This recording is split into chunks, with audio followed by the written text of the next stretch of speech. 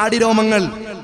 എന്റെ പ്രിയപ്പെട്ട ചെറുപ്പക്കാരാ, നീ ഷേവിംഗ് സെറ്റുമായിട്ട് എല്ലാ ദിവസവും നീ ആ കണ്ണാടിയുടെ മുമ്പിൽ പോവുക.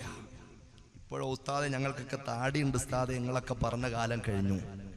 ഞങ്ങളെല്ലാവരും താടിയുള്ള ആളുകളാ. പക്ഷെ അള്ളാന്റെ ഹബീബായ പ്രവാചകൻ മുഹമ്മദ് മുസ്തഫ സല്ലല്ലാഹു അലൈഹി വസല്ലമ തങ്ങൾ പറഞ്ഞ താടിയൊന്നുമല്ല, അത് ബുൽഗാൻ താടിയാ, അല്ലെങ്കിൽ മറ്റേതെങ്കിലും പേരുള്ള താടിയാ, അല്ലേ?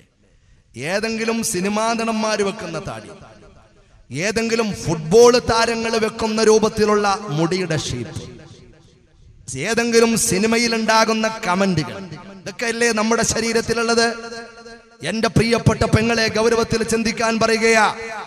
ഏതെങ്കിലും ഒരു മോഡൽ, ഏതെങ്കിലും ഒരു തോന്നിവാസം കാണിക്കുന്ന പെണ്ണ് ടെലിവിഷനിലൂടെ അഴിഞ്ഞാട്ടത്തിന് വന്ന് കാണിക്കുമ്പോൾ എനിക്കും അതിട്ടാ കൊള്ളായിരുന്നു, നല്ല ചേർച്ചയുണ്ട്, അവളെക്കാളും നല്ല ചേർച്ചയാ എനിക്കതിട്ടാൽ എന്ന് ചിന്തിക്കുന്ന പെങ്ങളെ, നിനക്ക് ഇസ്ലാമുമായിട്ട് വല്ല ബന്ധമുണ്ടോ?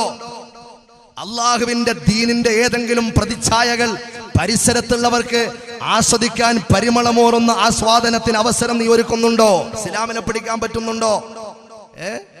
സുബ്ഹാനല്ലാഹ്, ഏതെങ്കിലും ഒരു അഭ്യസ്ത വിദ്യനായാൽ, ഒരു ബിരുദം കിട്ടിയാൽ, ഒരു കോളേജ് ക്യാമ്പസിൽ കടന്നുപോയാൽ, SSLCക്ക് എല്ലാ വിഷയത്തിനും നല്ല മാർക്ക് കിട്ടിയാൽ, അല്ലെങ്കിൽ +2 എല്ലാ വിഷയത്തിനും നല്ല ഗ്രേഡ് കിട്ടിയാൽ, പിന്നെ അവന് ഇസ്ലാമിനോട് പുച്ഛം, അവന് ഡിഗ്രിക്ക് നല്ല മാർക്ക് കിട്ടിയാൽ, ഒരു പ്രൊഫഷണലിസ്റ്റായി മാറിയാൽ, ഒരു വലിയ കോളേജിലേക്ക് അവൻ പോയാൽ, നല്ലൊരു ഉദ്യോഗത്തിന് വേണ്ടി പോയാൽ, പിന്നെ അവൻ മുസ്ലിമാണെന്ന് പറയാൻ പോലും മടിയാ, അല്ലേ? എത്ര വലിയ ദുരന്തവാ! ഞാനൊന്ന് ചോദിക്കട്ടെ, ഇപ്പോൾ രാജ്യം ഭരിക്കുന്ന പ്രധാനമന്ത്രിയല്ല, ഇതിനു മുമ്പ് ഭരിച്ചിരുന്ന ഒരു പ്രധാനമന്ത്രി ഉണ്ടല്ലോ, അയാളുടെ പേരെന്താ? മൻമോഹൻ സിംഗ് റളിയല്ലാഹു പറയില്ല, ഇത് പ്രധാനമന്ത്രിയുടെ പേര് പറഞ്ഞതാ. കഴിഞ്ഞ ഈ പയ്യന് മുമ്പുള്ള ആളിന്റെ പേര് പറഞ്ഞതാ കേട്ടോ. അപ്പൊ ഈ മൻമോഹൻ സിംഗ് എന്ന് പറയുന്ന ഒരാള് നമുക്കൊക്കെ പരിചയമുള്ള ആളാ, പറഞ്ഞ ആരെയും പഠിപ്പിക്കണ്ട, അല്ലേ? വളരെ പ്രധാനപ്പെട്ട ഒരു പോയിന്റ് പറയാനാ ഞാൻ ആ പേര് പറഞ്ഞത്. എന്താണ്? അദ്ദേഹം ഏത് മതക്കാരനാ? സിഖ് മതക്കാരനാ. അതുകൊണ്ടാ മൻമോഹൻ ഇക്കാന്നും അണ്ണനും ഇച്ചാന്നും ഒന്നും അല്ല പറയുന്നത്, സിംഗ് എന്നാ പറയുന്നത്. മൻമോഹൻ സിംഗ് അദ്ദേഹം സിഖ് മതസ്ഥനാണ്, ഗുരുനാനാക്കിന്റെ ആളാണ്. എന്റെ പ്രിയപ്പെട്ട സഹോദരങ്ങളെ, അദ്ദേഹം വലിയ എഡ്യൂക്കേറ്റഡ് ആയ ആളാണ്, ഒരുപാട് ബിരുദമുള്ള ആളാണ്.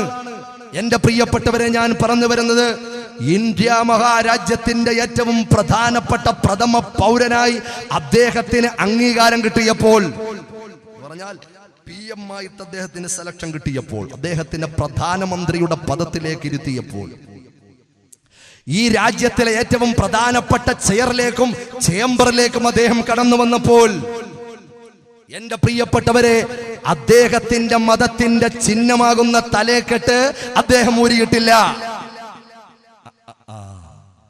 അദ്ദേഹത്തിന്റെ മതത്തിന്റെ ചിഹ്നമാകുന്ന തലേക്കെട്ട് രാജ്യം ഭരിച്ചിരുന്ന പ്രധാനമന്ത്രിക്ക് മാറ്റാൻ കഴിയുകയില്ല.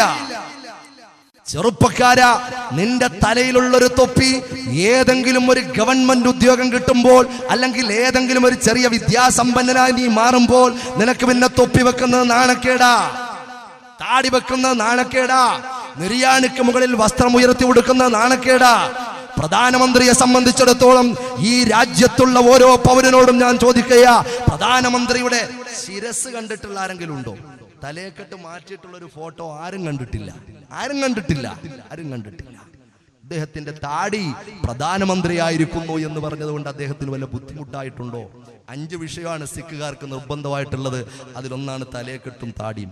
പിന്നെ ഒരു കടാരയുണ്ട്, അങ്ങനെ 2-3 ഐറ്റം വേറെയൊക്കെ ഉണ്ട്.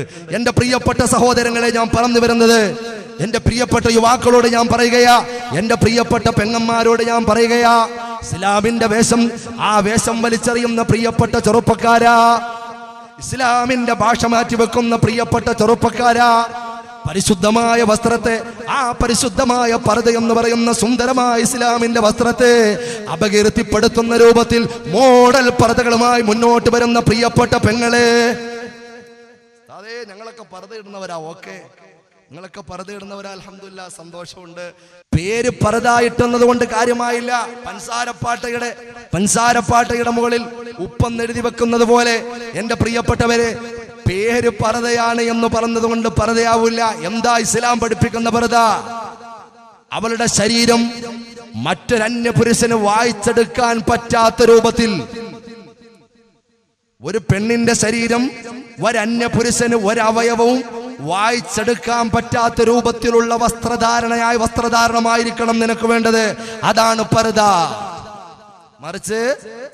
മറിച്ച് ഇന്ത്യയുടെ ഭൂപടം വരച്ചിട്ട് എവിടെയാണ് ബംഗാൾ, എവിടെയാണ് കാശ്മീർ, എവിടെയാണ് ഗോവ, ഇതൊക്കെ അടയാളപ്പെടുത്താൻ പറ്റുന്നത് പോലെ നിന്റെ ഓരോ ശരീരത്തിന്റെ ഭാഗങ്ങളും വ്യക്തമായിട്ട് അന്യപുരുഷന് കാണാനും ആസ്വദിക്കാനും ചലനങ്ങൾ പോലും ശ്രദ്ധിക്കാൻ പറ്റുന്ന രൂപത്തിൽ നീ പർദ എന്ന ഒരു പേരിട്ടുകൊണ്ട് ഏതെങ്കിലും ഒരു വസ്ത്രം ധരിച്ചത് കൊണ്ടായില്ല. അതാ ഞാൻ പറഞ്ഞത്. ഹൂറുൽ എന്ന പേരെഴുതി വെച്ചത് ഉണ്ടായില്ല. ഹൂറുൽ പർദ ഏത് പർദയായിരുന്നാലും എൻ്റെ പ്രിയപ്പെട്ട സഹോദരങ്ങളെ, നല്ല സുന്ദരമായ പർദകള് അൽഹംദുലില്ലാ നമ്മുടെ യൂസുഫിന്റെ കടയിൽ ഉണ്ടാവും അല്ലേ? ഇല്ല, ഉണ്ട്, സുന്ദരമായ പർദയുണ്ട്. ഈ നിങ്ങൾ നല്ല ലൂസുള്ള പർദ വാങ്ങിക്കൊണ്ടുപോകും. യൂസുഫ് അറിയോ? നിങ്ങൾ വാങ്ങിക്കൊണ്ടുപോയിട്ട് ഒരു ചെത്തി ഒരുക്കലുണ്ട്. അതിന് കടക്കാര് കുറ്റക്കാരല്ല, നല്ല ലൂസുള്ള പർദകളുണ്ട്. ആ പർദകൾ നിങ്ങൾക്ക് വാങ്ങാൻ കിട്ടും, അവൈലബിൾ ആണ്. ഇത് വാങ്ങിക്കൊണ്ടുപോയിട്ട് നമ്മളെ ഇളനീര് ചെത്തുന്നത് പോലെ ഒരു ചെത്താണ്. ഒരു ഇളനീര് വേണമെന്ന് പറഞ്ഞാൽ ആ ഇളനീര് നമ്മൾ അണ്ണന്മാരാരെങ്കിലും കച്ചവടക്കാരുണ്ടാവും, അവരൊരു ചെത്ത നല്ല പായസം നമ്മൾ ചെത്തിയാൽ നമ്മുടെ വിരലും പോവും. ആ സൈസ് ചെത്ത അവരും കൂടെ ചെത്തും. ചെത്തി അവസാനം ആ സ്ട്രോ അങ്ങോട്ട് ഇട്ടാൽ മതി, അങ്ങ് പൊട്ടുക. പിന്നെ അവിടെ ഇട്ട് കുത്തി പറിക്കണ്ട, ആ സൈസ് ഒരു ചെത്തങ്ങ് ചെത്തും എന്ന് പറഞ്ഞതുപോലെ നിങ്ങൾ മോഡലാക്കുന്ന നിങ്ങളുടെ പർദകളുണ്ടല്ലോ, നിങ്ങളുടെ ശരീരത്തിന്റെ ഓരോ ഭാഗങ്ങളും ടൈറ്റാക്കി വെക്കുമ്പോൾ എന്റെ പ്രിയപ്പെട്ട പെങ്ങളെ, അള്ളാന്റെ ഹബീബായ പ്രവാചകൻ മുഹമ്മദ് മുസ്തഫ സല്ലല്ലാഹു അലൈഹി വസല്ലമ തങ്ങൾ പറയുകയാ, എന്റെ പ്രിയപ്പെട്ട പെങ്ങന്മാർ ശ്രദ്ധിക്കാൻ ഞാൻ പറയുകയാ, അള്ളാന്റെ ഹബീബായ പ്രവാചകൻ പറഞ്ഞത് എന്താ? അങ്ങനെയുള്ള പെണ്ണുങ്ങളുണ്ടല്ലോ അന്യപുരുഷന്മാരിലേക്ക് ചാഞ്ഞു പോവുകയും അന്യപുരുഷന്മാരെ തന്നിലേക്ക് ചായ്ച്ചെടുക്കുകയും ചെയ്യുന്ന പെണ്ണുങ്ങളുണ്ടല്ലോ, അങ്ങനെ രൂപത്തിലുള്ള വസ്ത്രം ധരിക്കുന്ന പെണ്ണുങ്ങളുണ്ടല്ലോ, പേരിന് മാത്രം പർദയിടുന്ന പെണ്ണുങ്ങളുണ്ടല്ലോ, ശരീരത്തിന്റെ വടിവുകളും ചുളിവുകളുമെല്ലാം അന്യപുരുഷന്മാർക്ക് ആസ്വദിക്കാൻ പറ്റുന്ന രൂപത്തിൽ വസ്ത്രം ധരിക്കുന്ന പെണ്ണുണ്ടല്ലോ, അങ്ങനെയുള്ള പെണ്ണുണ്ടല്ലോ. എൻ്റെ പ്രിയപ്പെട്ട പൊന്നുമോളെ, നീ അങ്ങനെയാണെന്ന് ഞാൻ പറയുന്നില്ല. പക്ഷേ ഏതെങ്കിലും ഒരു പെണ്ണിന്റെ മനസ്സിൽ അങ്ങനെ ഒരു അന്യപുരുഷന്മാർ എന്നെ കണ്ടുകിടന്നാൽ എന്നെ ഒന്ന് ശ്രദ്ധിക്കണമല്ലോ, എന്നെ ആര് കണ്ടാലും ഒന്ന് നോക്കണമല്ലോ. ഞാനാണ് ഈ നാട്ടിലെ ഏറ്റവും വലിയ സുന്ദരി, ഞാനാണ് ഈ നാട്ടിലെ ഏറ്റവും നല്ല തൊലിവെടുപ്പുള്ള ആള് എന്ന് ചിന്തിച്ചുകൊണ്ട് അന്യപുരുഷന്മാരുടെ മനസ്സിലേക്ക് കണ്ടെത്താൻ വേണ്ടിയിട്ട് ഏതെങ്കിലുമൊക്കെ വസ്ത്രം ധരിക്കുന്ന പെണ്ണ്, അള്ളാന്റെ ഹബീബായ പ്രവാചകം പറഞ്ഞത് എന്താണെന്നറിയുവോ? ലാ യദ്ഖുലുൽ ജന്ന, സ്വർഗത്തിൽ കടക്കൂല പൊന്നുമോളെ. വലാ യജിദിന റീഹഹാ, സ്വർഗത്തിന്റെ സുന്ദരമായ പരിമളം പോലും നിനക്ക് ആസ്വദിക്കാനുള്ള അവകാശമില്ല. മറ്റൊരു ഹദീസിൽ കാണാം, അങ്ങനെയുള്ള പെണ്ണുങ്ങളെ ഞാൻ എൻ്റെ കണ്ണിന് കാണാതെ പോകട്ടെ. മുഹമ്മദ് മുസ്തഫ സല്ലല്ലാഹു അലൈഹി വസല്ലം, എൻ്റെ കണ്ണിന് അവരെ കാണാതെ പോകട്ടെ, എൻ്റെ കണ്ണു മുമ്പിൽ അവർ വരാതെ പോകട്ടെ എന്ന് അല്ലാഹുവിൻ്റെ റസൂൽ മുഹമ്മദ് മുസ്തഫ. അപ്പൊ നിങ്ങൾക്ക് വേണ്ടിയിട്ട് വളരെ പ്രധാനപ്പെട്ട ഒരു പോയിന്റാ പറഞ്ഞത്. ആരെയും നോവിക്കാനല്ല ഞാൻ പറഞ്ഞു വരുന്നത്.